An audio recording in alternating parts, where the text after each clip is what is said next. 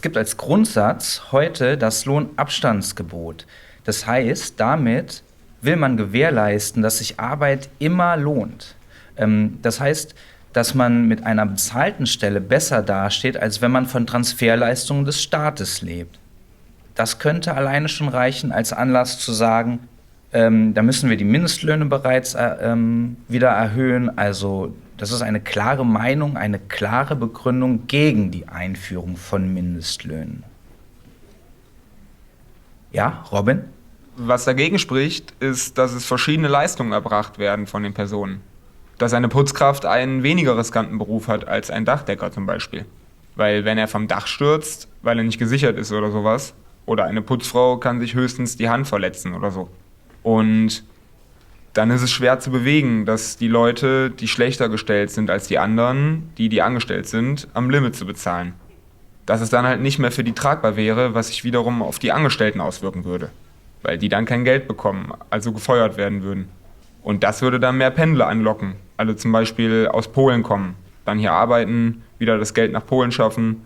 Und das wäre dann ja auch wieder schlecht für den deutschen Arbeitnehmer, weil die dann auch weniger Arbeit bekommen würden. Okay. Ergänzung zu... Das würde dann vereinfachen, dass... Moment. Das wäre ein Argument dafür. Wir bleiben gerade bei den Gegenargumenten. Habt ihr noch was zu ergänzen? Argumente, die euch eingefallen sind, die eurer Sicht gegen die Einführung eines einheitlichen Mindestlohns sprechen. Kamil? Also, der Robin hat ja gesagt, dass die Arbeiter entlasten werden. Also, wenn der Preis dann steigt, also ich hab jetzt erst gesagt, wenn der Lohn höher wird als sonst, dann müssen die Preise der Produkte auch höher werden. Ja. Und wenn keiner mehr das Produkt kauft, dann müssen die Arbeiter entlassen. Okay.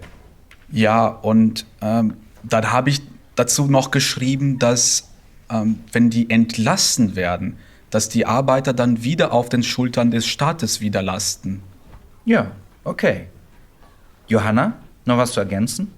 Also, wenn jetzt zum Beispiel jemand für 400 € im Monat arbeitet und dann ein Haus mit 5 Etagen in 2 Stunden gesäubert werden muss und da aber nur 2 Leute dann für diese 2 Stunden da arbeiten und dann 400 € im Monat bekommen, dann kann erstens die Arbeit nicht erledigt werden und zweitens kann man auch können die nicht davon leben.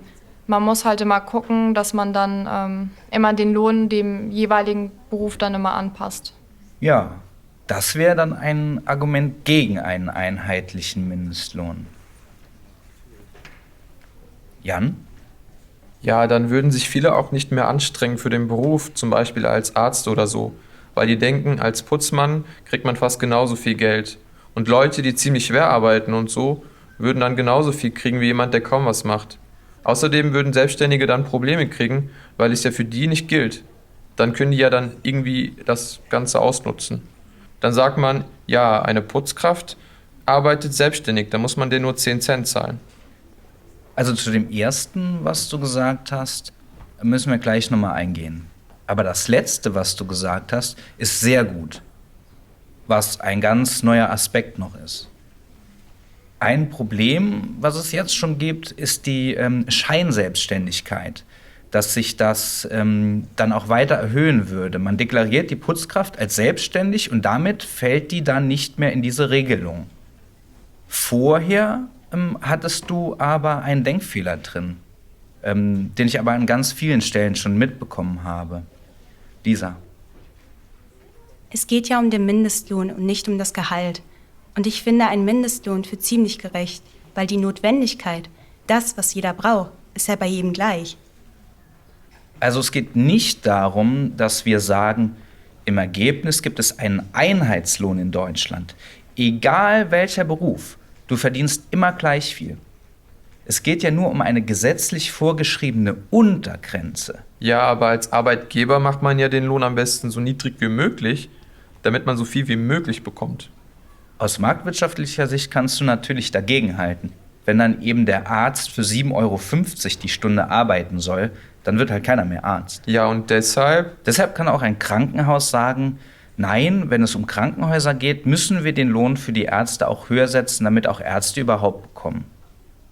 Ja, also ich will dir jetzt gar nicht widersprechen, dass es vielleicht eine Gefahr gibt, dass insgesamt das Lohnniveau nach unten ginge. Einige haben jetzt zu einfach gedacht. Mindestlohn ist das, was im Ergebnis alle Beschäftigten in dieser Branche bekommen. So.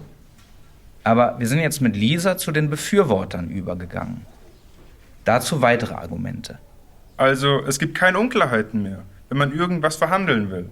Zum Beispiel, ein neuer Arbeitnehmer will irgendwo anfangen und er weiß sofort, was für einen Lohn, also welchen Lohn er mindestens bekommt. Eben. Ja.